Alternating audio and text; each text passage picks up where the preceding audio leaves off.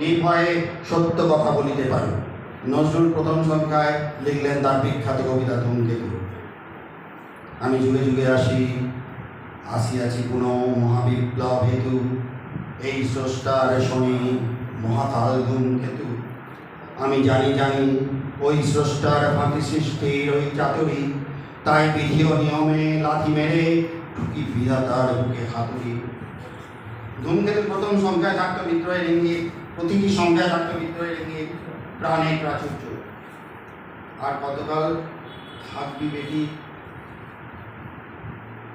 ভেড়ার মুক্তি আড়ালে, সর্বজ্ঞান জয় করেছে অত্যাচারী শক্তি চাল, দেব শিশুরে মারছে চাবুক, বীর যুবাদের দিচ্ছে ফাঁসি।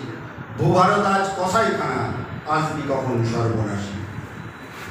সপ্তদশ সংখ্যা দুঃশাসনের রক্ত, ঊনবিংশ সংখ্যায় নিশান বর্তার, বিংশ সংখ্যায় ভিক্ষা দাও, আর প্রথম বর্ষ প্রথম সংখ্যায় প্রকাশিত হয় আনন্দময়ী রাধামণি কবিতাটি, যেটা থেকে পড়ে শোনালাম।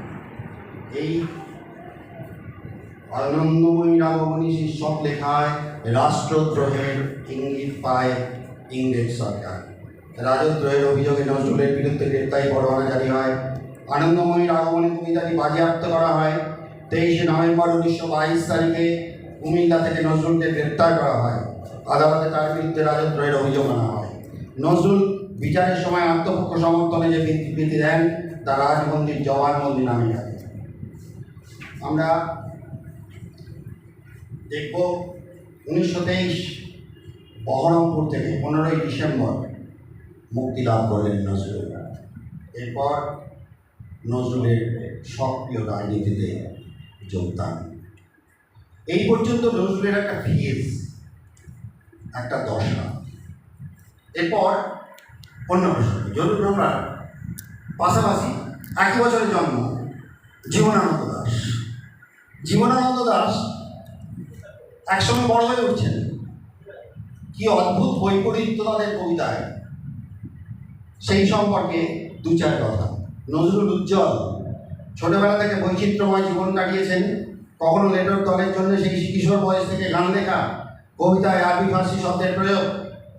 আর কাজী নজরুল ইসলাম বেশি নম্বর পেতে হবে বলে এক মনে পড়াশুনো করে যাচ্ছেন। এই ভুল বললাম, জীবনানন্দ দাশ এক মনে পড়াশুনো করে যাচ্ছেন। তার স্কুলিং হলো, তার কলেজ, তারপর একদিকে গেলেন জীবনানন্দ, একদিকে গেলেন নজরুল।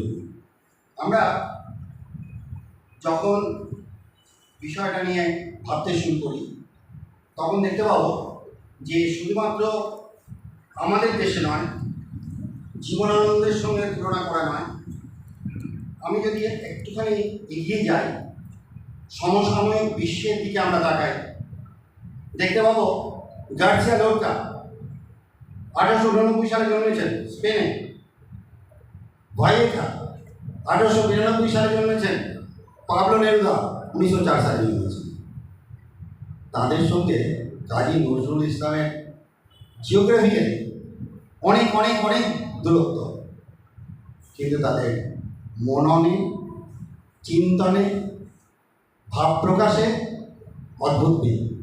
একটুখানি আর 2 মিনিট লাগবে আমার বলতে। প্রথমে লোরকার জীবন যদি ধরা যায়, একই সালে দুজনের জন্ম।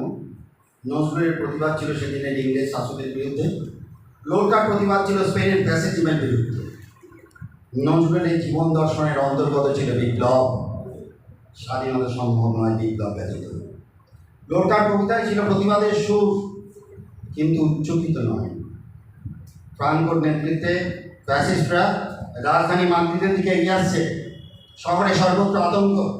রিপাবলিকান ও ফ্যাসিস্টদের মধ্যে এক যুদ্ধ শুরু হয়ে গেছে। চারদিকে সন্ত্রাস। লোরকা লিখছেন, মৃত্যু সে পড়েছিল রাস্তায়, বুকের মাঝখানে ছোড়া না, কিন্তু তাকে চেনে না। রাস্তার আলোটা কেবলই কেঁপে কেঁপে উঠছিল। ওহ মাগো, রাস্তার আলোটা কেন কেঁপে কেঁপে উঠছিল? ভোর হয়ে এলো, ওর চোখগুলো খোলা, চেয়ে আছে শূন্যের পানে। কেউ বেরোলো না ওকে দেখতে। সেই যে মরে পড়ে আছে রাস্তায়, বুকে তার ছোড়া বসানো, তাকে কেউ চেনে না। নিচু তারে মাথা, করুণ রসের আধিক্য, নৈঃশব্দ প্রধান কবিতা। নজরুলের কবিতায় আবেগের বিস্ফোরণ রয়েছে, বীররস। প্রেক্ষাপট নিশ্চয়ই আলাদা, কিন্তু মৃত্যু অনিবার্য এক। অনিবার্যভাবে দেয়া সেই সব মানুষের দিকে যারা বিপ্লবে আহুতি দিয়েছেন নিজেকে। লোরকা 30-এর দশকে কবিতা থেকে যখন নাটকে এলেন, সেখানে তিনিও হলেন উচ্চকিত। একের পর এক নাটকে আক্রমণ করলেন ফ্যাসিজমের বিরুদ্ধে। খুন হলেন অল্প বয়সে 1836-এ। আর নজরুলের মানসিক মৃত্যু হল 1942-এ। আরেকজন মানুষ ভাইয়ে খা। উনিও 1934 সালে প্রাণ দিলেন। দরিদ্র পরিবারে জন্ম, নিজের চেষ্টায় রাজধানীর লিমার বিশ্ববিদ্যালয়ে পড়াশুনো, ছাত্রাবস্থাতেই রাজনীতিতে যোগ এবং কারাবাস। নজরুল 1923 সালে কারারুদ্ধ হয়েছিলেন। দুজনেরই কারাবাসের অভিজ্ঞতা মানুষকে আরও তীব্রভাবে ভালোবাসতে শিখিয়েছিল। দুজনেই ধর্মের সীমানা অতিক্রম করে মানব ধর্মকে আঁকড়ে ধরেছিলেন। এই শেষার ভাইয়াকে অনুসরণ করে লাতিন আমেরিকার কবি পাবলো নেরুদার কবিতার জগতে প্রবেশ। বন্ধু লোরকা তখন মাদ্রিদে এলেন। অন্যান্য কবিদের সঙ্গে পরিচয় হলেও লোরকা পরম ভক্ত হয়ে উঠলেন। মাদ্রিদের শহরে তখন গৃহযুদ্ধ, দ্বিতীয় বিশ্বযুদ্ধের দিকে পা বাড়ালো স্পেন। রিপাবলিক পার্টির যোদ্ধাকে মনোবল জোগালো নেরুদার কবিতা।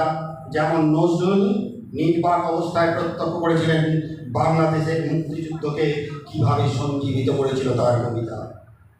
নজরুল, লোরকা, ভাইয়েখা, নেরুদা প্রত্যেকে এক জায়গায় সমান। প্রত্যেকেরই লক্ষ্য ছিল বিশ্ব মানবতা। নমস্কার।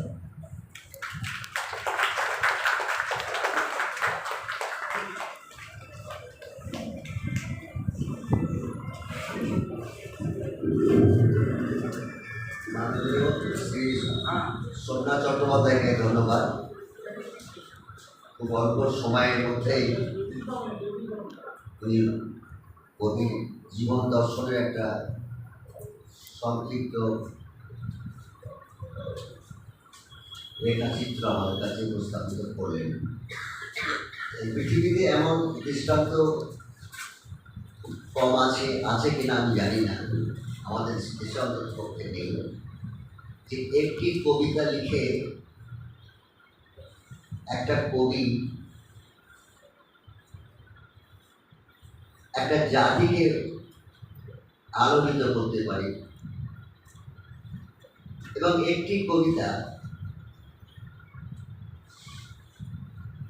পরপর 3টি পত্রিকায়, প্রথমে বিজলি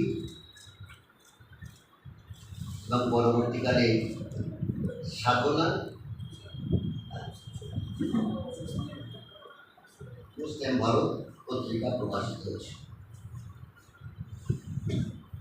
আমরা আমাদের এই নজরুল স্মৃতি সংরক্ষণ সমিতি প্রতিষ্ঠা যাদের উদ্যোগে হয়েছিল,